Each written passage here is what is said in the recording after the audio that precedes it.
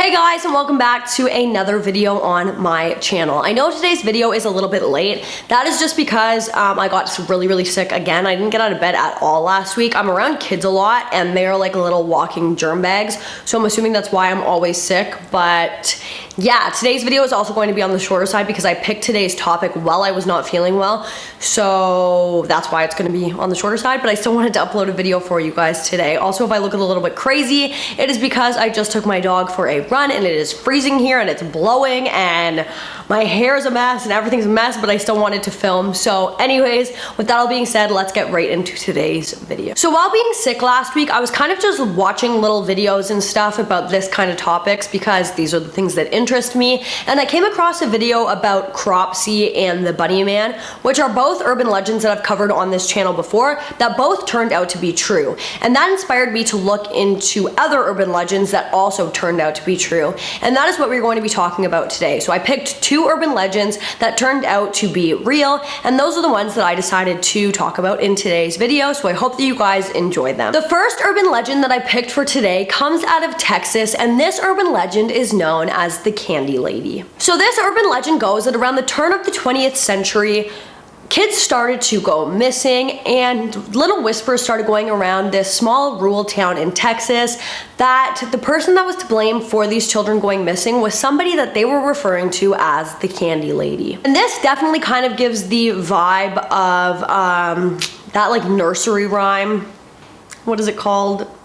Hansel and Gretel, where like this woman is luring children to her home using candy and sweets, and then the children are never heard from again. This news started spreading like wildfire, and apparently what was happening was children were waking up to find little piles of candy left on their windowsills, and this was really exciting to a child. I mean, I have two very young nieces, and I'm telling you, if they woke up to find a pile of candy anywhere near where they sleep, they would be over the moon. And so the children decided not to tell any adults in hopes that the candy would keep coming and the adults wouldn't be able to stop it because they didn't know about it. After several nights of finding candy on their windowsills, then these candies would start to be accompanied by little notes that said things like, "Come play, come outside, come find me," things like that, and these notes were always signed the Candy Lady. And over time, several children in this small rural town in Texas, children started to go missing, and so the older children started to realize that maybe something wasn't really right about this, and so they told their parents about the candy and the letters that they were receiving, and that these candies and letters were always signed by a woman who called herself the Candy Lady. But around this time, something else very strange happened. While a local farmer, was out in his field one day, he found a candy wrapper, and inside the candy wrapper, there were human children's teeth. And this obviously really freaked the people in the area out, and they started to connect this with the candy that the children were receiving. After this, the locals were traumatized, understandably, and because of that, the sheriff took a huge interest in this case, but he didn't really get far, as I'm sure you can imagine. Shortly after taking an interest in what was happening to the children in this town, the sheriff unfortunately also turned up dead. When the officer was found, it was said that he was found with his pockets filled with candy, and it had looked as if his eyes had been jabbed out with a fork. This day, in that small rural town in Texas, it is still said that when a child goes missing, people speculate that it could possibly be at the hands of the Candy Lady. Now, this is obviously an absolutely terrifying urban legend, and I hate anything that has to do with children. But like I've said in my previous videos, I do believe that a lot of urban legends come from something factual. Usually something factual inspires them, and there is some truth to almost all urban legends, and this one is no different. This urban legend was inspired by a woman by the name of Clara Crane. Clara Crane was married to a man by the name of Leonard Crane, and together they got married and had a daughter by the name of Marcella. Marcella was the absolute apple of Clara's eye, but unfortunately devastation would struck the Crane family, and Marcella would pass away during a farming accident. And this hit Clara and her husband Leonard very hard. I mean, how could it not? Now, I have tried to find out what exactly the farming accident was that caused Marcella to pass away, but I wasn't able to find anything. However, what I was able to find is that Leonard was drunk whenever this incident had happened, and because of this, Clara was very, very angry at him. She held a lot of resentment towards him, and she started to become really distant and angry and just really despise Leonard for drinking and being drunk while this incident occurred. Now, I don't know if he had something to do with the incident or what, but it does definitely seem that way. Clara had sat with this anger spewing inside of her for 2 full years before coming up with a plan on how to get back at her husband. And so what she did was she took 2 caramel candies, which were his favorite, and she filled them with poison and then fed them to him. The following day, Clara's neighbor had called the cops on her basically to do a wellness check because Clara was seen outside of her home behaving very, very strangely. And when the sheriff arrived at Clara's home, he was basically, again, just doing a wellness check, and he was asking her questions. And as he was asking her these questions, Clara was becoming more and more aggressive. So aggressive, actually, that she was arrested and taken down to the police station. The police then found Leonard's body while going through Clara's home. And after they had found Leonard's body, Clara was then taken to what was known at the time as the Texas Lunatic Asylum, but is now known as Terrell State Hospital. After being in this hospital for just a few years, Clara was then released back into the public, and around the time that she was released and started living or trying to live out a normal life is when these children started to go missing, and kids started to talk about how they were receiving letters and candy from the person that they had dubbed the Candy Lady, and all of these other things had started to happen with like the farmer finding the teeth and the sheriff ending up dead and all of these things that were happening around that time. Whether or not that is all true, I wasn't able to verify, but the whole entire case of Clara Crane is true,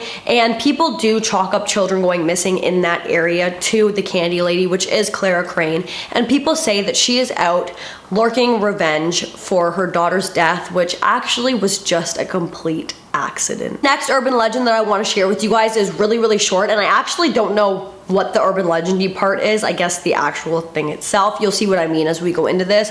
But I did want to share this because I came across it a little bit ago and I thought it was super interesting. So I wanted to talk about it at some point, but it wasn't long enough to do a full video on, so I thought I'd just throw it in here. So for this urban legend, we are going to be going to Switzerland, and we are going to be talking about the La Leon, or the Leon. I hope I am pronouncing that correct. So the La Leon is a humanoid or human-like being, which is said to creep around the mole's foresty areas in Switzerland.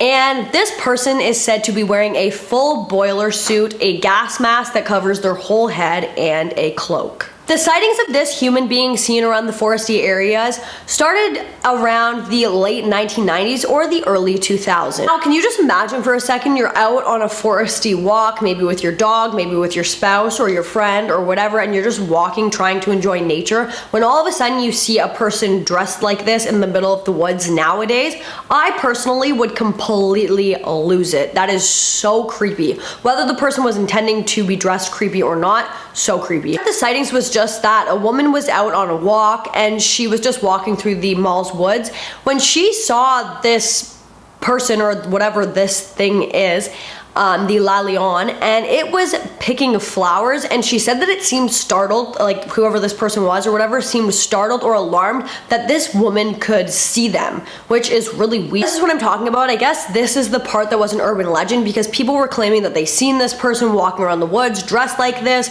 but obviously not everybody had saw this person, and that is a weird thing to see. So people didn't know whether this was just a story or whether it was real or not, but it turns out that this actually was something that was happening. In September of 2013, a Swiss-French newspaper published the first known photo of La Leon. This photo had been captured by an unnamed photographer, and as the photo gained popularity and started circling around the internet, it was reported in the same newspaper that had published the photo of La Leon that La Leon's gas mask and cloak had been found abandoned in the mole's forest with a note that said it was written by La Leon and read, "Death certificate and testament of the ghost of Malls." The note claimed that La Leon knew about the photo going around and was upset about the unwanted attention that the photo was bringing to the forest. Since this time, there hasn't been any other known sighting of La Leon, so he has never been seen again. People have speculated that the person who was dressed up like this as the La Lyon hanging out in the mole's forest could be a very large man or woman who's possibly mentally ill. People have also speculated that it could be a survivalist or somebody with some kind of skin condition, which is why they were wearing these thick clothes to cover their entire body. But unfortunately, that is something that I don't think we will ever get the answer to. People think that whoever was dressed up as the La Lyon stopped dressing up like this because they were a local and they didn't want to be exposed for their strange behavior out in the woods, since more people were catching on to what they were doing. But some people also think that because of the way that the letter was written, that whoever was dressed up like this or dressing up like this and going out into the woods had since taken their own life, which would be just absolutely devastating. But I don't really know what I think is going on here. I don't think we have enough information, and unfortunately, I don't think this is one we will ever get answers to. But I do think that it's very strange that somebody would go through that much effort to dress up like that and go hang out in the forest, so much to the point that there was an urban legend about them walking around. Like, even if they weren't doing anything sinister, that would be very creepy to come upon as somebody who was just out enjoying nature. But you guys are gonna have to let me know what you think about both of these urban legends. Sorry about any noise or things going on in this video. My dog was being absolutely crazy. But guys, that is going to bring us to the end of today's video. If you like this video, please give it a big thumbs up. Don't forget to comment down below what you'd like to see in my future videos. And don't forget to subscribe and turn on that notification bell so that you don't miss any future videos from me. Thank you so much for watching, and I'll see you in the next one. Bye guys.